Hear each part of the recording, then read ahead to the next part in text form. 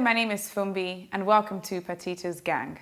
Today on the show, we look at the topic revisiting the National Conference, and we examine the conferences that have been going on in the country so far. Let's join the gang for more.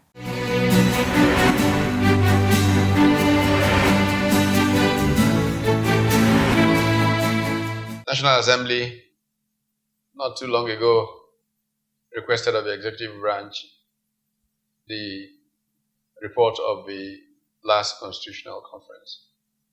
That isn't the first constitutional conference that's taking place in Nigeria, and the report did not get action. Why do we keep having constitutional conferences? Why don't they get action in a country in which there's so much angst around our modus vivendi? Is it a game? Is it that governments, when they want legitimacy, call for a conference, and when they can do without it, somehow abandon?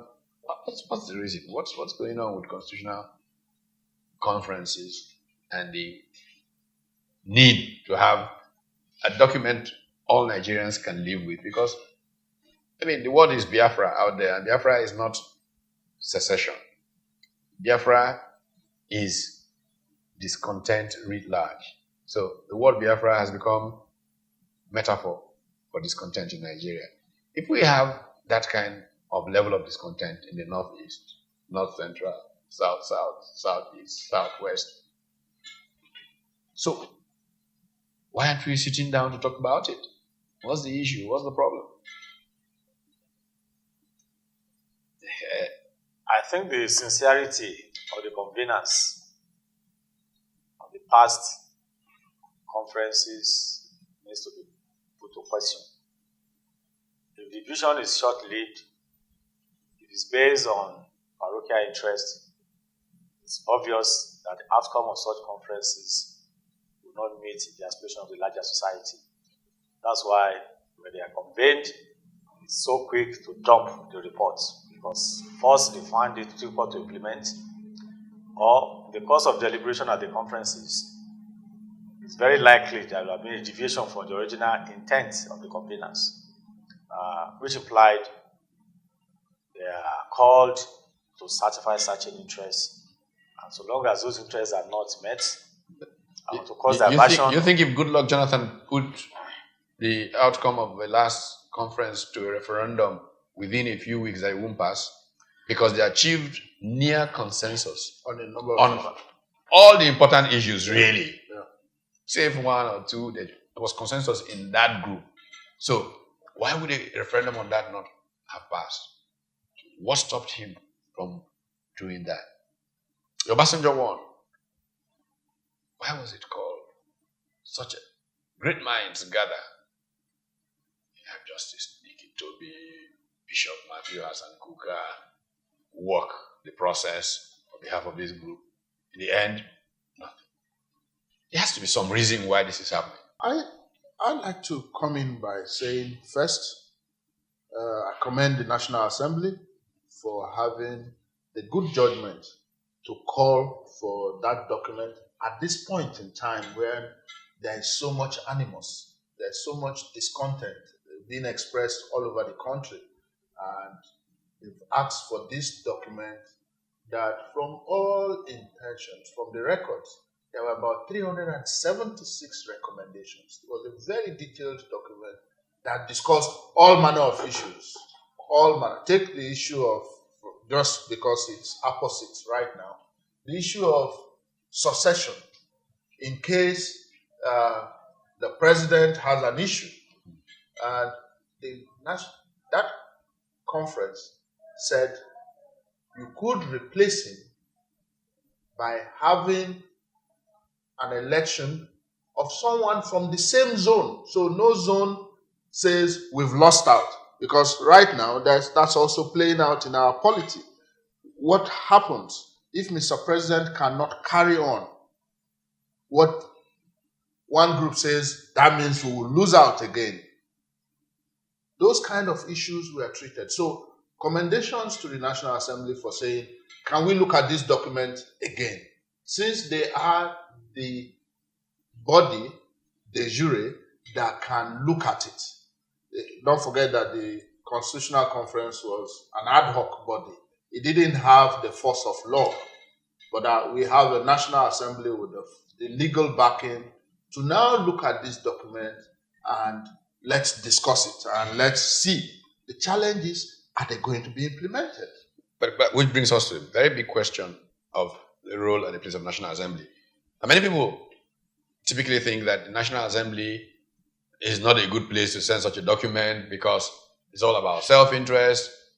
The document, if discussed properly, would deal with one of the biggest problems we have, the nature of our National Assembly. And because self-interest tends to dominate, people will immediately quote Machiavelli to you. Remember about how difficult it is to bring about a new order of things? Yeah. Because those who profit from the old order will do everything to prevent a new order from coming about. Now, so people will think, National Assembly, this body consumes a significant portion of our commonwealth. Most people don't see the value that they contribute that equates to 1/10 of what they take away from our commonwealth. And so it's an issue. So people have said, forget National Assembly. You either have a revolution, the people power, get on the streets and force this system to change, or, one day anarchy will just descend. But suddenly, the National Assembly is saying, let's discuss this thing. Why do you think they woke up? What do you think? How far do you think we will get, given the fears Nigerians have about the National Assembly? I think personally that the motive behind this conference thing is the key. If I remember correctly, there was a conference immediately Abacha took government. Mm-hmm. What was that report? I feel as though it's the convenience of the situation of the country at the point in time that a leader comes and says, let's go to a conference. And one thing our leaders always seem to forget, you can't keep on doing these conferences with the same old faces. They're not telling us anything new. Show us a new face. I think in a way, that's how states like Lagos have been a bit, productive. It's like a football team like Arsenal. People are tired of the coach because it's the same face all the time. So even before I listen to you, I'm already being cynical. Yeah. Behind these conferences, give us a new face.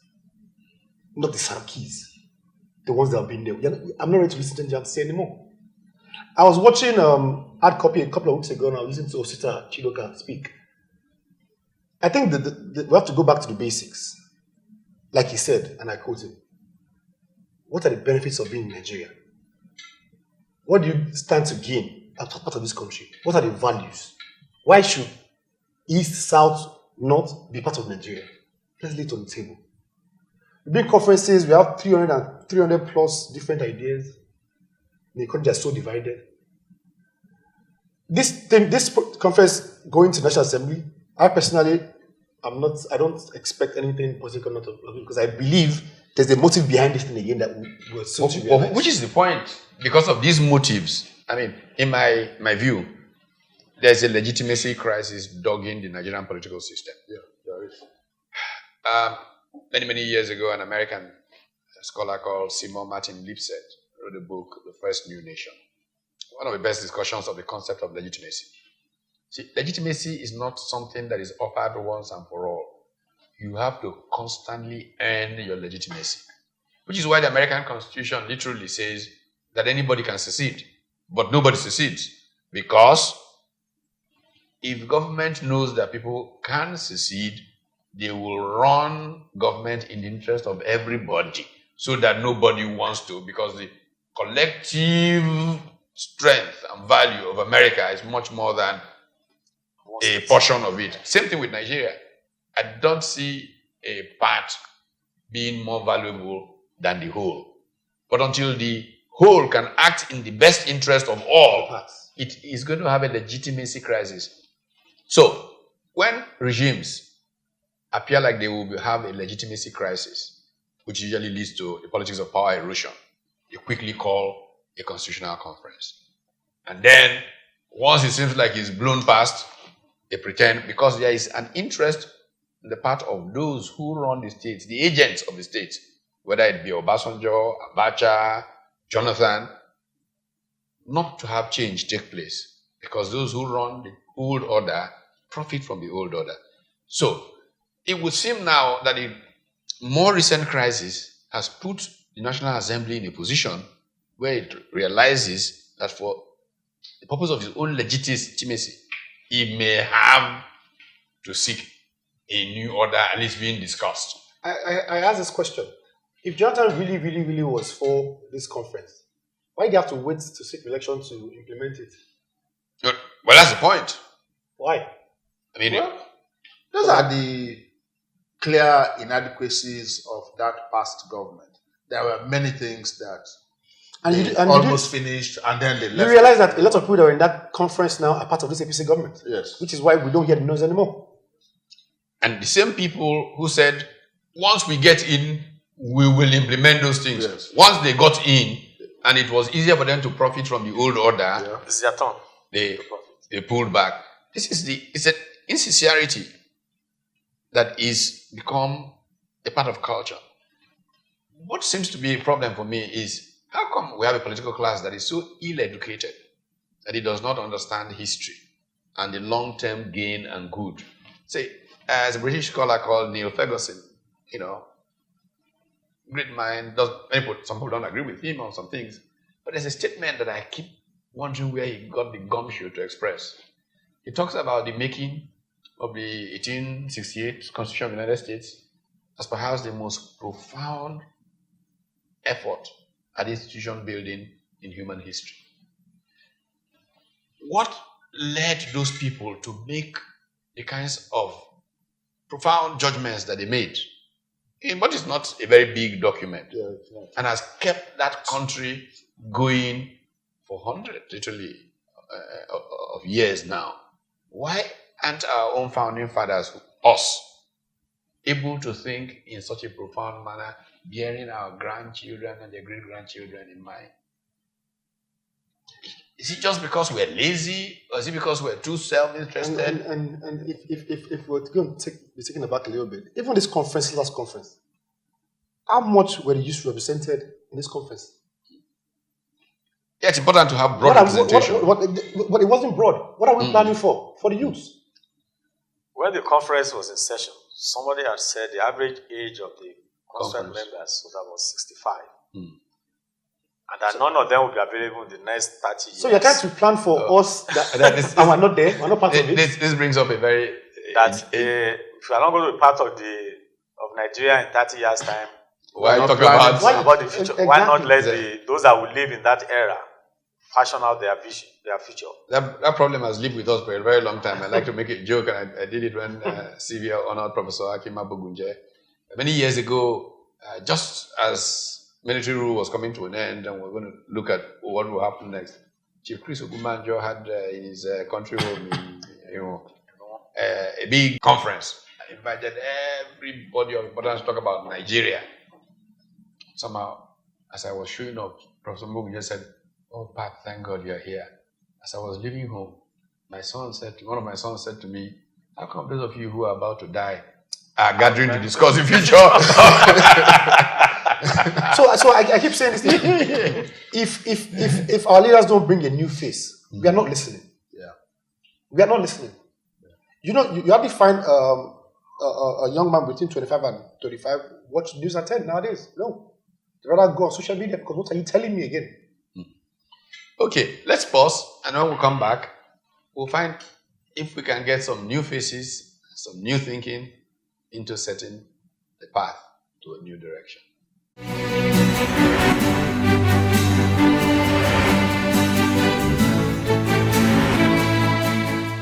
We've heard from the gang, and they seem to think that the constitutional conference that we've had so far does not have a fair representation in age and ethnic group.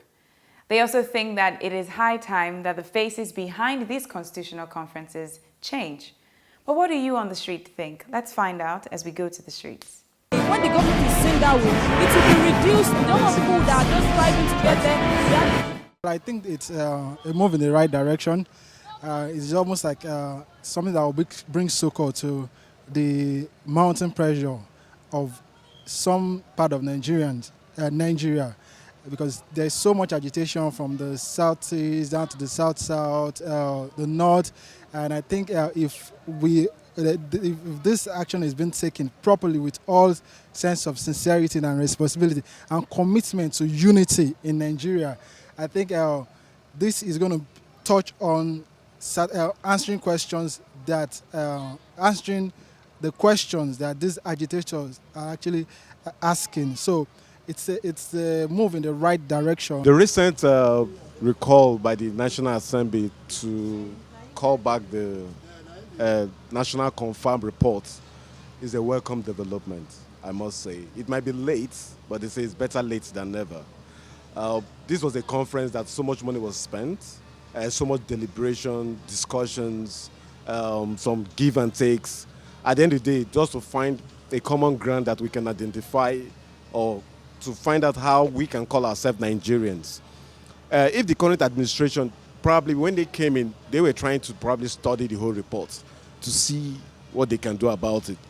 But now I guess everybody's in a jam lock right now, and we're all looking for better opinions on or solution on how to get a better Nigeria. We have different regions clamoring for different things. The Southeast is clamoring for cessation. You have the Arewa youth also clamoring for people to vacate their land. So there's so many confusion. You also have people talking about restructuring the Nigerian economy, restructuring the Nigerian polity. So this, I believe, a lot of this was captured at the confab. So now for the National Assembly to ask for that report and for the current administration to be ready now to look at that report is a welcome development.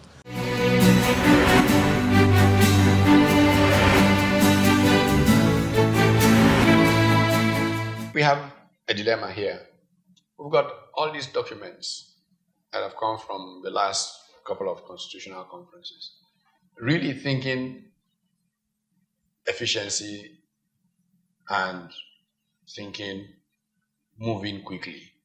You could say that so much by way of good ideas have journeyed into those books.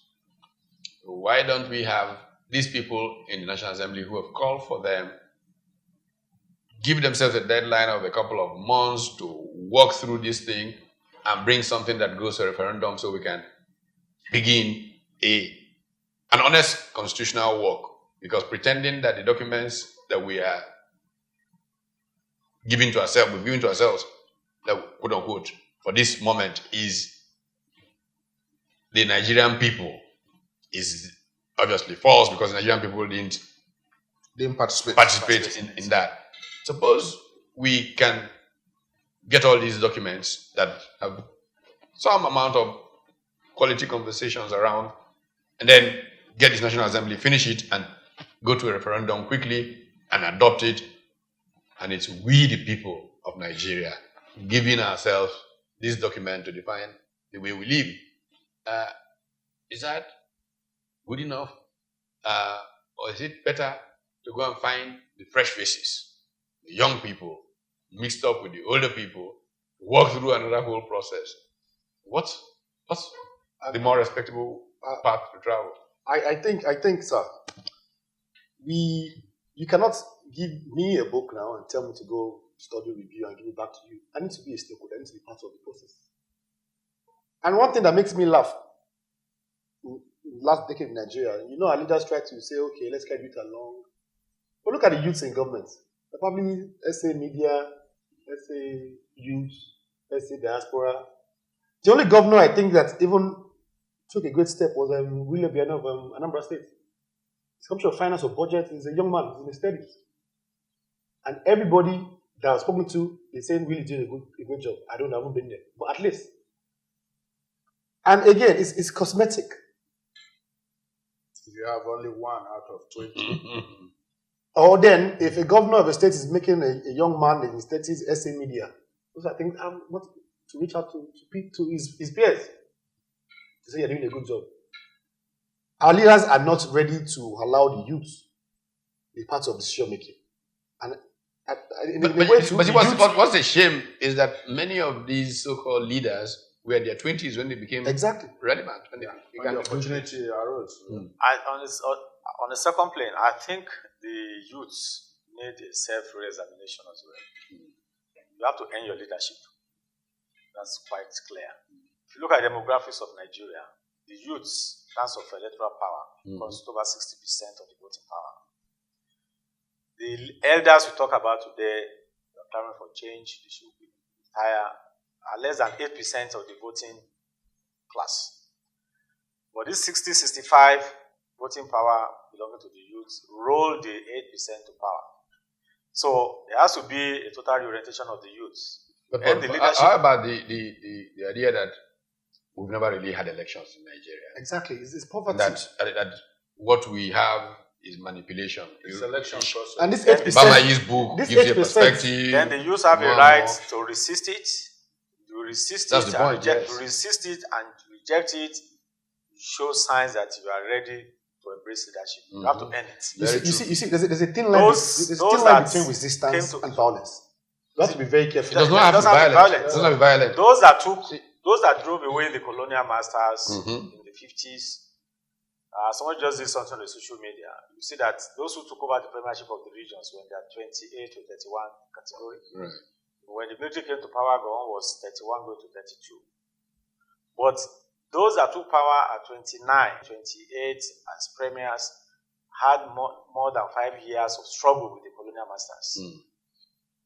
Achieve recognition, show the Khorasanis that they have the leadership potentials, and they earned it, and they got it. In fact, to make your point, when we were undergraduates in our teens, anything that happened in the country that we did not agree with, before the ink was dry on the pen, we were on the streets to say, this is not acceptable, this can't work. Today, it doesn't happen. You know what? We'll take it back to the level of poverty in your time compared to now. There's a wide gap. So, and he who plays the piper takes the tune. Today, this 8% of our leaders have the entire wealth of the nation. People can't eat. People can't put food on the table. And then Nigeria has gone to a point where it is me first before I think of Nigeria. I need to feed first. And that's why our leaders... Yeah, but that's the values reorientation that we need. You heard of a guy called Patrick Henry. Give me liberty or give me death. Yeah. That is how the American Revolution, if you will, took place. Ready to make a sacrifice. Sacrifice. The youth of our country cannot say he who holds. And that's the point I keep making. There's no question that what we have had in Nigeria is 50 years or 51 years of state capture. Those 20-something, 30-something-year-old officers in 1966 have held Nigeria in the cost of their farms for 51 years. Yeah, they took advantage of oil, privatized the Commonwealth, and use it to manipulate Nigeria. Everything. And so, for 51 years, they've determined what happens in this country, and they've done it to the ill of the country. They are now in their 70s. 80s even. 80s. And the country continues to suffer from it. And they have no repentance. You, who are in the age they were when they seized the country, should say to them, we want you out of this place. And you can do it without talking about who feeds the piper. It's a matter of your character content. I think that one of the things that has happened is apathy. We have both the youth and the middle class have resigned to let them do it. We don't have the resources. We have 1,001 excuses why we are not getting involved. And I often say what happens is that if you don't get involved, they take those decisions and you are forced to live with it.